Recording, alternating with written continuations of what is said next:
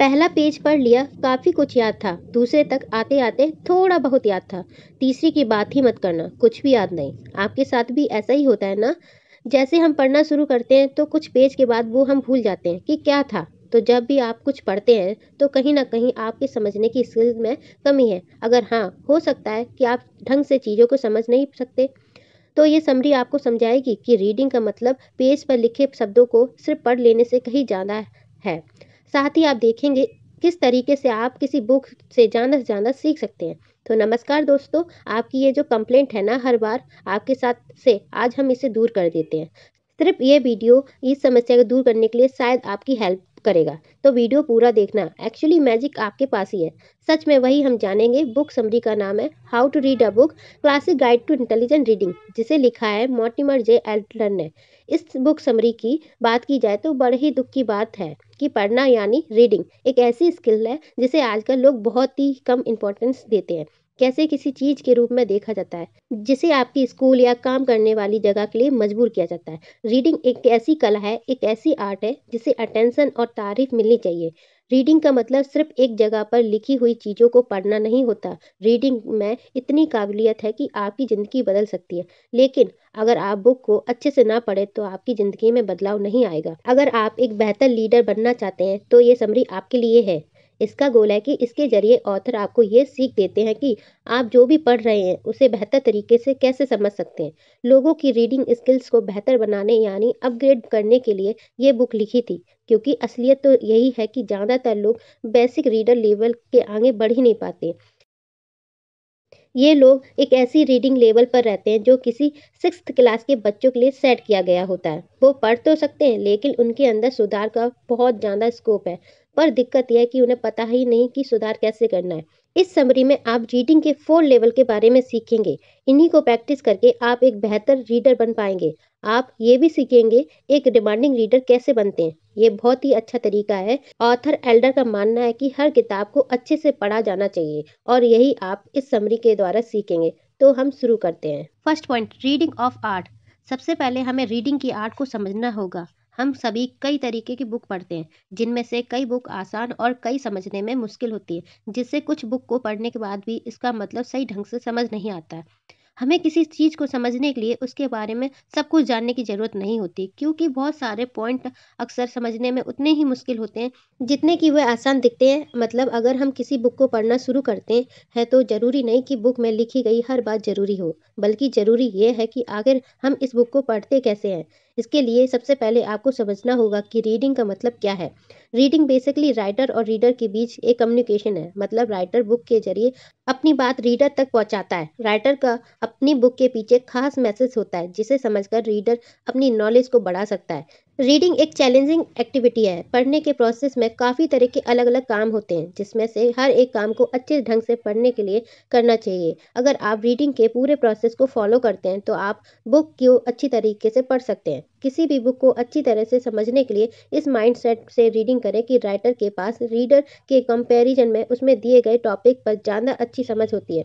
इसलिए ऑथर के दिए गए टॉपिक को समझने के लिए लर्निंग के 2 टाइप होते हैं। फर्स्ट है इंट्रैक्शन वर्सेस डिस्कवरी, जिन्हें समझकर आप आसानी से बुक को रीड कर सकते हैं। इंट्रैक्शन तरह से सीखने का मतलब है इस माइंडसेट से बुक को पढ़ें, इसमें आपके लिए क्या अच्छा है। और डिस्कवरी तरह से सीखने का मतलब है ये जानना कि बुक में बताया गया टॉपिक क्या है, क्यों है और बाकी फैक्ट्स के साथ इसका क्या रिलेशन है। मतलब आपको किसी बुक से सीखने के लिए उस बुक के मेन कॉन्सेप्ट के बारे में थोड़ी नॉलेज होनी चाहिए, तभी आप उसमें बताए गए राइटर के मैसेज को अच्छे से समझ सकते हैं। इसलिए किसी बुक को डीप में पढ़ने से पहले उसकी बेसिक बातों को जान लें। बुक के बारे में जरूरी इन्फॉर्मेशन लेने के बाद उसे रीड करने के लिए आगे बढ़ें। ध्यान रखें, यहाँ राइटर आपकी टीचर है जो आपको अपने टॉपिक के जरिए कुछ सिखा रहे हैं, लेकिन सीखने के लिए आपको बुक को खुद से समझना होगा और पढ़ते टाइम आने वाले डाउट्स या सवालों को खुद ही सॉल्व करना होगा। इसलिए बुक को फोकस्ड होकर पढ़ें और साथ ही टॉपिक के क्वेश्चन के आंसर खुद से ही ढूंढने की पूरी कोशिश करें। इससे आप अपनी समझ को बढ़ा सकते हैं और बुक के टॉपिक को अच्छे से समझ सकते हैं। सेकंड पॉइंट है रीडिंग लेवल। रीडिंग लेवल हमारे पढ़ने का लेवल इस बात से डिसाइड होता है कि हम किसी बुक से कौन सी नॉलेज लेना चाहते हैं या हम किस इंटेंशन से बुक को पढ़ना चाहते हैं। आपका इंटेंशन इंटरटेनमेंट, इंफॉर्मेशन लेना है या समझ बढ़ाना, चाहे कुछ भी हो, आप पहले पढ़ने के लेवल को डिसाइड करना है। ऑथर ने इफेक्टिव रीडिंग के लिए रीडिंग के 4 लेवल के बारे में बताया है। First level early reading. इस लेवल पर आपका मेन फोकस पेज पे लिखे अलग अलग शब्दों को पहचानने पर देना है। जब आप किसी बुक को पढ़ते हैं तो देखें उसमें लिखा सेंटेंस क्या कहता है। जब आप सेंटेंस के मतलब को समझने लगते हैं तभी बुक के आगे बढ़ें। Second level observation reading. मतलब आपको एक सर्टेन टाइम के अंदर किसी बुक का ज़्यादा से ज़्यादा फायदा उठाने का टारगेट बनाना है। मतलब इस लेवल के जरिए आप पता लगा सकते हैं कि बुक किस बारे में है और किस स्ट्रक्चर के साथ चीज़ों को समझाया गया है। Third level analytical reading. ये लेवल बुक को समझने के लिए होता है जिसके जरिए आप बुक को डीप और पूरी तरह से पढ़ते हैं। Fourth level synchronous reading. ये लेवल चारों लेवल में से सबसे कॉम्प्लिकेटेड रीडिंग है जिसमें किसी दिए गए टॉपिक में कई बुक पढ़ी जा सकती हैं। इस लेवल के जरिए रीडर उस टॉपिक के ऐसे नए पैटर्न और चीज़ों को डिस्कवर कर सकता है जो किसी भी इंडिविजुअल बुक को पढ़कर करना पॉसिबल नहीं है। इस तरह इफेक्टिव रीडिंग के लिए आप इन 4 लेवल का यूज कर सकते हैं। Third point effective reader.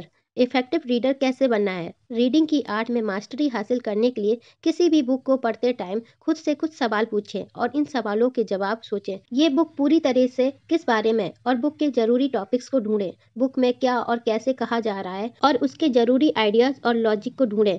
क्या बुक में लिखी गई बात सही है। इन सवालों के जवाब सोचें और फिर बुक में नोट्स बनाएं।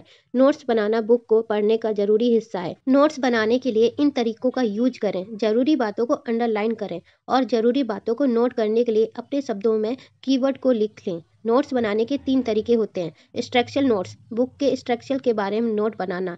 ये नोट्स शुरुआत में ये जानने में काम आते हैं कि बुक को किस पैटर्न में समझाया गया है और उस बुक को अच्छी तरह से समझने के लिए किस किस तरह से पढ़ेंगे। राइटर के आइडियाज और टॉपिक के बारे में आइडियोलॉजिकल नोट्स बनाना। इसमें बुक के 3-4 मेन बातों को नोट में लिखें और पूरी बुक रीडिंग के दौरान इन्हें अपने नज़दीक रखें ताकि बुक में लिखे इससे रिलेटेड कॉन्सेप्ट अच्छी तरह समझ सकें।